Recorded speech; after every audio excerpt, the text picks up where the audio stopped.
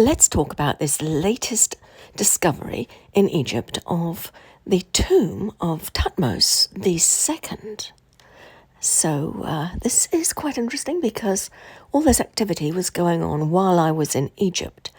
And I had friends who were working with Zahi Hawass, but they couldn't tell me anything. So I knew there was something interesting about to come out. But frustratingly, I had absolutely no idea what it was going to be. So I was just waiting to see what press releases were going to come out. But let's start by talking about a bit of background. In 1881, the mummy of Pharaoh Thutmose II was discovered in a place called Deir el-Bahari Cache, which is kind of a bulk lot of pharaohs, if you know what I mean. So even though the mummy had been found, it wasn't until recently that archaeologists announced the discovery of the actual tomb. And this might sound a bit confusing, so let's just investigate why that happened.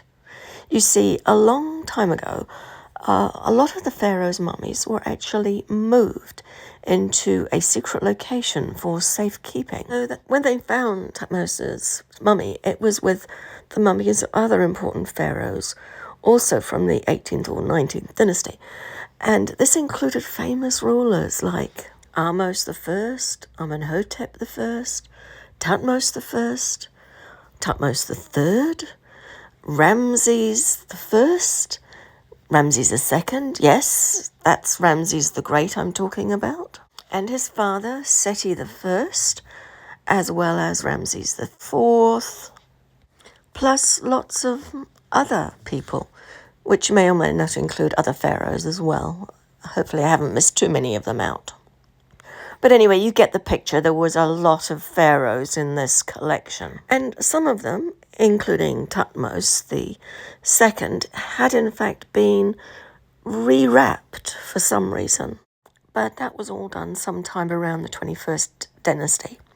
As for today, the mummy of Thutmose II is on display in the National Museum of Egyptian Civilization, which is one of those amazing new museums that's now located in Cairo. But this recent discovery of Thutmose II's tomb is considered a really big thing.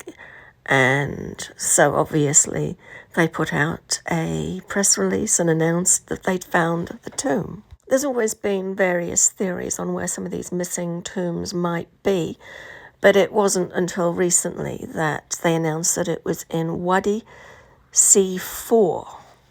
Sadly, the tomb wasn't in pristine condition. It had been damaged over time by flash floods. However, archaeologists were able to identify it as Thutmose II's tomb through clues like the beautiful blue painted ceilings, adorned with yellow stars, the remnants of a special type of decoration, and, of course, the dead giveaway, the alabaster jars with his name on them, and other interesting things with his name on them.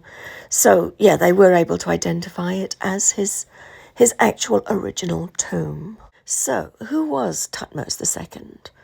Obviously, he was a pharaoh, but he ruled for a relatively short time and died quite young at about the age of 30.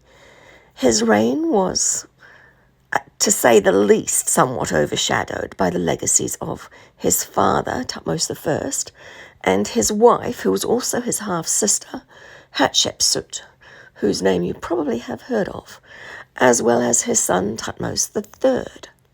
So historical records tell us that he successfully quelled rebellions in Nubia and in the Levant, and that he even defeated a group of nomadic Bedouin.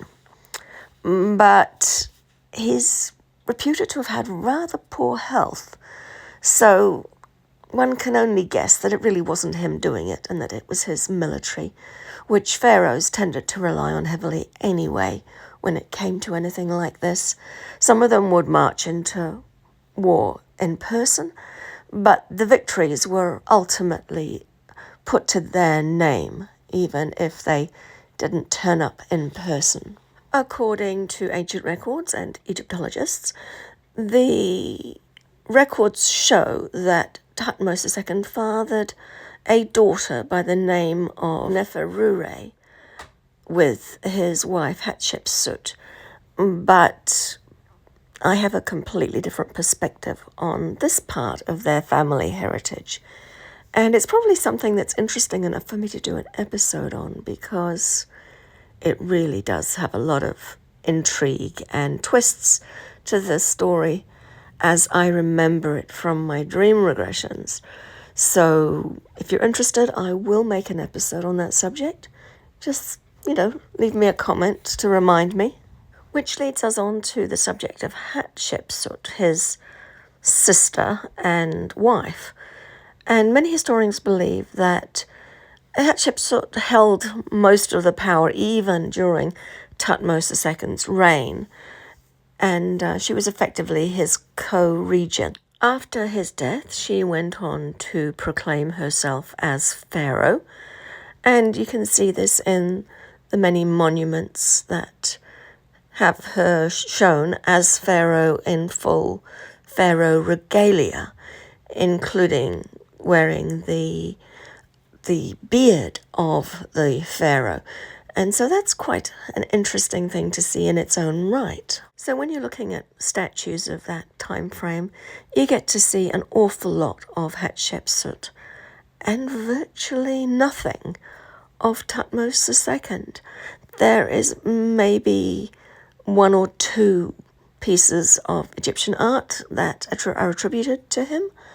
Maybe some have been usurped by later pharaohs, but this does mean that he doesn't make much of a mark on history and is not a name that is easily remembered. But now that his original tomb has been found, at least he's going to be remembered for that.